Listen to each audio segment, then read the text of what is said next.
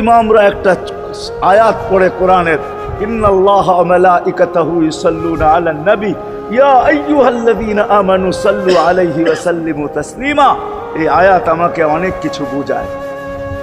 ইমাম ওলামারা, আলেম ওলামারা বলবে এই আয়াতে আমাদেরকে দুরূদ পড়ার হুকুম দিয়েছেন, আমিও বলবো দুরূদ পড়ার হুকুম দিয়েছেন। কিন্তু আমার প্রশ্ন আছে এখানে, আমার প্রশ্ন, আল্লাহ আমাদেরকে পড়তে বলতেছেন, ঠিক আছে, আমরা কয়দিনই থাকবো আর কয়দিনই পড়বো?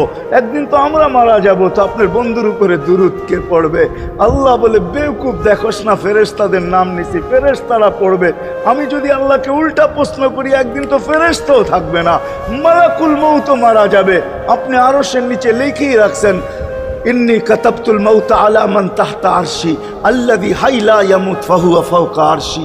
আমার আরশের উপরে যে সে চিরঞ্জীব, যে নিচে আছে, তাকে মৃত্যুর স্বাদ পান করতে হবে। একদিন তো ফেরেশতা মরে যাবে, আমাদের নবীজির উপরে দুরূদ কে পড়বে? আল্লাহ বলে, গণ্ড মূর্খ, তুই দেখোস না প্রথম আমার নামটা আল্লাহ লেখা আছে, ইন্নাল্লাহা, আমি আল্লাহ পড়তে থাকবো, আমি আল্লাহ চিরঞ্জীব, আমার বন্ধুর দুরূদ কখনো বন্ধ হইতে দেই না, আর দিব না। হায় হায় হায় হায় হায়, ওই রসুল। আল্লাহ বলে, উম্মতকে আমি দেখা রাখবো। জিবরিল বলতেছে, ইন্নাল্লাহা ইয়ান্তাযিরুক, আল্লাহ আপনার অপেক্ষা করতেছে। উর্দু জগতে খুশির বন্যা বইতেছে। কেন?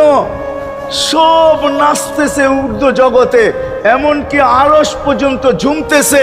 হাবিব ইউসিলুল হাবিব, আজকে বন্ধু বন্ধুর কাছে চিরদিনের জন্য চলে আসবে। খুশির বন্যা চলতেছে, অনুমতি দেন না।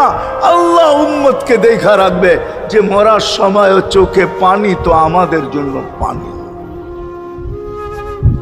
চলেন শেষটা শুনায়া দিয়া শেষ করতেছি।